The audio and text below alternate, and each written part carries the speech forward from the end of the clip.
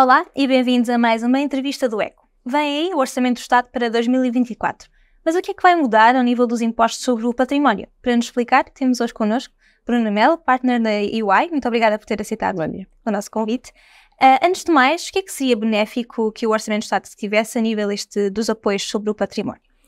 Acho que uma mensagem essencial seria uma mensagem de estabilidade. Nós já temos aqui o programa Mais Habitação prestes a entrar em vigor, que traz aqui muitas alterações ao panorama dos impostos sobre o património e sobre a forma como o investimento em imobiliário, a propriedade é tributada. Por isso eu acho que uma mensagem muito importante, quer para manter os níveis de investimento do nosso país, quer para poder eventualmente aumentá-los, seria passar uma mensagem de estabilidade fiscal, que desse alguma confiança aos investidores, aos proprietários e que retirasse um pouco o incentivo à retirada de imóveis do mercado de arrendamento, por exemplo.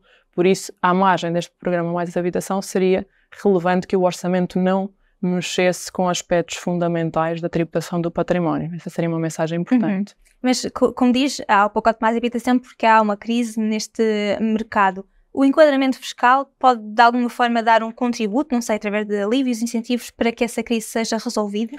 Claro, o que está aqui em causa, sobretudo, é um aumento acentuado da procura de habitação que tem vindo a ser agravado nos últimos anos, com um refreio da oferta de habitação, da oferta de construção nova e, de facto, o programa de Mais Habitação tem algumas medidas que podem promover aqui um aumento, principalmente na parte do arrendamento, os incentivos aos proprietários para colocar casas no mercado de arrendamento. Veja-se as isenções de IRS para imóveis que sejam retirados do alojamento local para IRS, para o mercado de arrendamento, ou os desagravamentos das taxas de IRS para rendimentos prediais em contratos de arrendamento. Por outro lado, o programa Mais Habitação tem também aqui um conjunto de medidas que retiram alguns incentivos já instalados à promoção imobiliária, à construção de habitações novas, que vem aqui um bocadinho em contraciclo e tem havido aqui algumas preocupações por parte do setor sobre que impacto isto terá no que é preciso, que é nova oferta de mais construção, mais fogos, mais habitação, para vermos uma redução generalizada dos preços. Certo. Aliás, muitos especialistas dizem que a resolução desta crise passa exatamente por ter mais casas, por ter mais construção. Exatamente. Mas está-me a dizer que, na verdade, o que se tem tomado pela via fiscal é um desincentivo a essa construção? Não, há algumas medidas, podemos falar concretamente de algumas no programa Mais Habitação, que retiram incentivos que hoje existem. Estamos a falar de isenções de IMI, por exemplo, para terrenos para construção.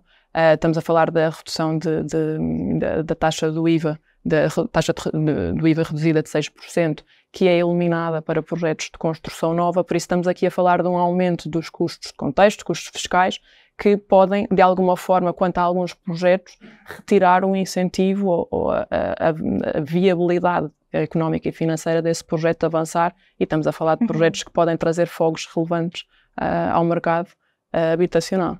Portanto, tendo em conta o Mais Habitação, não se espera que o Orçamento do Estado traga incentivos à construção, porque seria uma própria contradição com o Mais Habitação. Eu acho que podemos assumir que o Mais Habitação, no fundo, traduz a intenção do Governo de fazer um pacote que olhe e que permita promover a construção e que, não à margem deste programa, venham a ser propostas novas medidas.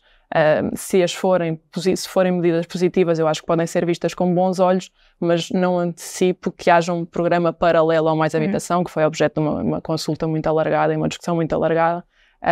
Não antecipo que haja medidas paralelas na sede do Orçamento do Estado para promover mais construção, mais habitação e mais oferta de casas no mercado. Em relação às rendas, o Governo tem admitido um travão para que os aumentos de 24 não cheguem aos 6-7% que a inflação ditaria. O que é que espera a este nível? Essa é a discussão quente do momento, não é? De facto, se não houvesse este travão, este ano poderíamos assistir a aumentos de renda até próximo de 7%, em virtude do coeficiente de atualização associado à inflação.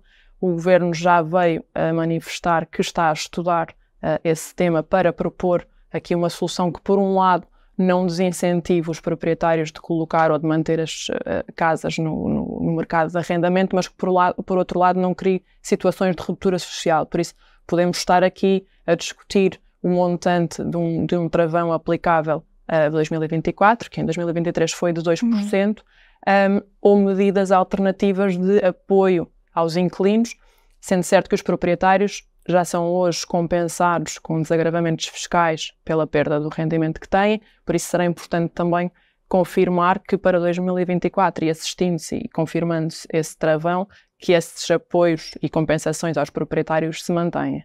A propósito, mantendo-se o modelo atual de 2023 do travão, mesmo com um valor diferente, que compensações é que o Governo poderia fazer para os proprietários? O que temos assistido são, no fundo, chamemos-lhe descontos fiscais ao imposto a pagar sobre as rendas, que no fundo permitem compensar a perda do rendimento que está associada a esse travão e à impossibilidade de aumentar a renda em linha com a inflação. Certo. Mais especificamente agora ao nível do IMI e do IMT, o que é que espera em relação ao Orçamento do Estado para 2024?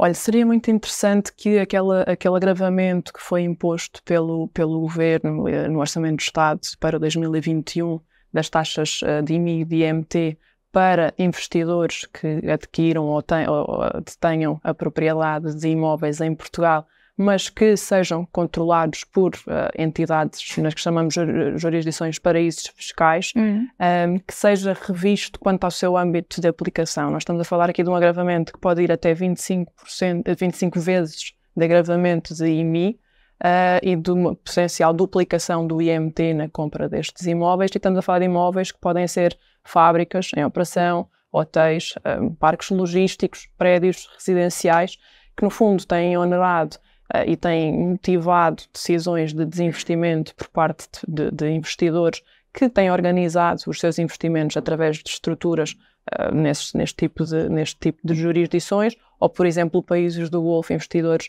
que provenham de países do Golfo, estamos a falar dos Emirados Árabes Unidos, de Qatar, Oman, que têm tido aqui algumas decisões de desinvestimento, e seria interessante que o Governo revisse o âmbito de aplicação deste agravamento, principalmente para países com que Portugal tenha acordos de troca de informação fiscal. Já não seria um caso único a revisão deste regime neste sentido, porque de facto deixa de se justificar a penalização destes investidores, e é importante passarmos uma mensagem que de facto precisamos deste tipo de investimentos, são investimentos produtivos, importantes para o país, e seria interessante ver se o orçamento poderia ter algum tipo de medidas neste sentido. Ou seja, quase como um incentivo ao investimento numa altura em que se espera, ou que se deseja que a economia cresça, não estagne, ao contrário do que se prevê em 24. Exatamente. Numa altura em que se fala de um excedente orçamental, ainda ontem o Primeiro-Ministro falou disso, acha que haveria folga para um alívio nos impostos sobre o património, não só nos casos em que referiu, mas de forma global, até para as famílias portuguesas?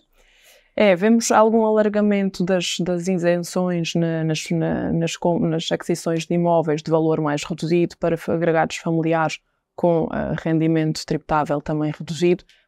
Talvez se possa ir mais longe nessa matéria. Há algumas reivindicações de alguns partidos da oposição também no sentido de isenções de IMT na compra da primeira habitação. Tem vindo a ser trazido a lume, por isso podia ser importante vermos alguns incentivos, isenções ou reduções fiscais para estas aquisições mais pontuais, para pessoas que tenham mais necessidade de ser apoiadas neste sentido. Por isso sim, diria que havendo margem orçamental para o fazer, poderia ser interessante vermos esse tipo de medidas no Orçamento do Estado. Para terminar, queria também perguntar-lhe como é que Portugal compara com outros países, nomeadamente europeus, a nível da tributação sobre o património, e se há exemplos que possamos seguir este nível para apoiar as famílias, mas também para incentivar o investimento. Portugal tem uma carga tributária, não só no património, mas também no rendimento, mas ficando no património, tipicamente elevada quando comparada com os géneros europeus. Os nossos impostos na aquisição de imóveis são elevados. Estaremos talvez na parte superior da tabela quando falamos de aquisição de imóveis ou aquisição de habitação, se quisermos focar no mercado de habitação, quando seria também importante que fizéssemos aqui uma convergência com a média europeia. Outros países têm alguns desagravamentos que nós ainda não temos, desagravamentos mais generalizados, ou não têm de todo impostos como o nosso IMT e imposto de selo, porque é importante referir que a nossa aquisição de imóveis é não só onerada com o IMT, mas também com o imposto de selo, e muitas vezes estamos a falar aqui de 2 impostos que em outros países nem sequer existem, têm outro tipo de enquadramento fiscal, as aquisições de imóveis em outros países, por isso poderia ser interessante fazer-se um estudo e uma discussão pública alargada sobre que caminho seguir numa linha de convergência com outros países que possam ser mais competitivos em matéria de tributação do património. Muito bem, muito obrigada por esta conversa. Muito obrigada, Nós. Obrigada. Até à próxima.